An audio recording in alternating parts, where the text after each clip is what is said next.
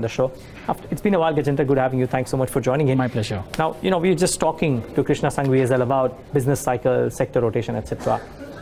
From a mutual fund perspective, how does an average investor try and make use of this theme? Right. Neeraj, if you look at it, in fact, all mutual funds have, in a way, sector rotation strategy built in. At any point of time, there are 12, 15 sectors. Not all of them will be performing. So all diversified funds anyway are playing that sector rotation game. One of the most popular fund manager, Prashant Jain, through his HDFC Top 200 and HDFC Equity Fund, has always said that I would like to be ahead of this business cycle. And 2 years back, he started investing in corporate banks and industrials, which we have seen has been delayed, and that's why it resulted into underperformance. So almost all funds play sector rotation, but in the past we've seen there are various funds which focuses on sector rotation only. So at any point of time, they would be only in 4 to 5 sectors, keep rotating, into good sectors and coming out of not so performing well sectors. But after this recategorization, I think this theme has lost its way. There are no more sector rotation funds. Earlier, these funds used to be called by the name opportunities, a DSP opportunities fund or a UTI opportunities fund. But now they've either merged into value category or something because there's no such category by SEBI for that. Now, sector rotation, you can play it by 2 ways.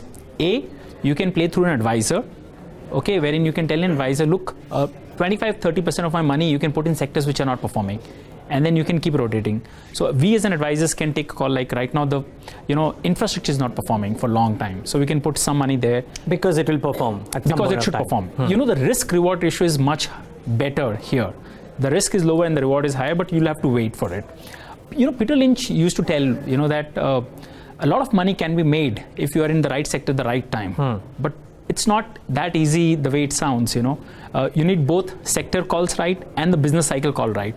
And that can be really intimidating for even astute investors, fund managers like Prashant Jain we mentioned. So one way is to play through the advisor, where we pick sectors which have not performed well. Last year, the pick would have been pharma sector. A couple of years back, it would have been IT sector. And then you have to keep coming in and out. This is purely a tactical call. It can't be a strategical call from that perspective. The second way is to play through this fund game, wherein that these are 4-5 funds, which has at all point of time concentrated 4-5 sector strategy, and then you kind of invest and forget about it. But retail investor by himself should not go directly, in the sense he or she should go into pure diversified equity fund and let the fund manager decide which sector would play out, because we've seen there's not much of difference between the returns from a diversified equity fund and a pure sector rotation fund over a longer term. Unless you can time it. Unless you can do the in and out. Absolutely. Right? Absolutely. Buy and hold won't work there much. Yeah, so don't go out and buy and hold the fund for eternity if you're not quite sure of how to time the business cycle. Maybe fund managers can do that in a better way. Absolutely. So what is it that you're recommending today? And then we'll talk about some of the risk associated with this strategy as well. Right. But I was looking at some of the preferred investment strategies that you've shared with us. And I would like to ask you as to why you are recommending these, right, and what are the risks associated with this. Perfect. Keeping in mind that the theme is business cycle and sector rotation. Right. So Aditya Birla Sun Life Equity Fund. Yeah. So again, this is a multi-cap fund where the fund manager can take the call right now, and these all funds are pro-cyclical. So the cycle, because it's a business cycle fund, the sectors which have not performed earlier, he has invested heavily into it. All these funds, Neeraj, would have very low amount of investment to defensives, like your healthcare or IT. These would be more cyclical in nature, like your industrials. Aditya Birla has a lot more into industrials, and even banking forms a part of, financials form a part of these funds, because as economy does well, financials would do even better. So this fund has been a very consistent performing fund over the last 5-7 years. Anil Shah, who is the fund manager, has done a brilliant job.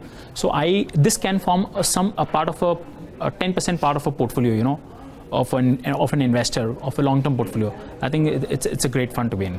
Interesting. The other one is DSP Equity Opportunities Fund. Right. Now, is this slightly different from the other funds, and why have you chosen this? So again, this is similar to, these are the funds which does well on sector rotation. They focuses purely on sector rotation as a theme compared to normal diversified equity fund. And these funds have a higher concentrated ratio into these given sectors. So again, this fund has been a consistent performer. But again, as I said, overall not more than 15-20% of your portfolio should be in these funds. So either you can go with Aditya Birla, or you can have a small top up with DSP BlackRock, DSP sector DSP opportunities equity. fund. Yeah, but you can't have all the four into this. Yeah. It wouldn't make sense. So pick and choose. Pick and choose, yes. But let's absolutely. assume somebody's not comfortable with one of the two funds that you mentioned thus far. There are other options as well. You're talking about a Franklin India Opportunities Fund. Again, Yes. the name sounds that they are looking at buying into themes which have the opportunity for the next 2 years. Precisely. But as I said, after this SEBI's recategorization, many of the fund have toned down their focus on the sector rotation, and they have made it more broad-based. Whether it fits into large and mid-cap category or multi-cap category. So even this has been a good performing fund. So all funds, if you see over 3 year, 5 year, the returns have been broadly similar. But the problem only is that in the shorter term, you'll have to wait for, you may have to have a long wait, Sure. The particular business cycle fund which I wanted to talk about. The L&T India Business Cycle Fund? Okay. Yes. This fund was launched purely, when the business cycle was down. And it did initially very well for the first 1-2 years. But if you see the last 1 year track record, the fund has given minus 11% return vis-a-vis Nifty plus 2. So, sometimes these funds can have a real long period of lull before they shoot up like anything, when the cycle turns around. Wow. Okay. Let me end this show with one quick question. You mentioned that you are an advisor, or an investor should ask an advisor as to what themes are he or she recommending. 2 years ago, it could have been IT. A year ago, it could have been pharma. What's the top theme right now? Very quickly, 30 seconds. I would say for a more defensive investor, it's pharma sector, because there's still a lot more juice left. If you have a 2 to 3 year view, pharma should do well. So invest in pharma funds if you have a 3 year view. Yeah, but if you have a 5 year view, 6 year view, go for the infrastructure theme, because it's the risk reward issue is far better here compared to any other themes. And all of these funds would cater to the infra theme as well. Yes, of course. Okay, great. Yes. Gajendra, so good having you. Thank you so much for taking the time out and being with us on the Mutual Fund Show. Really appreciate your time. My pleasure. All right, and viewers, thanks for tuning in to this leg of the Mutual Fund Show. And stay tuned to Bloomberg Quint.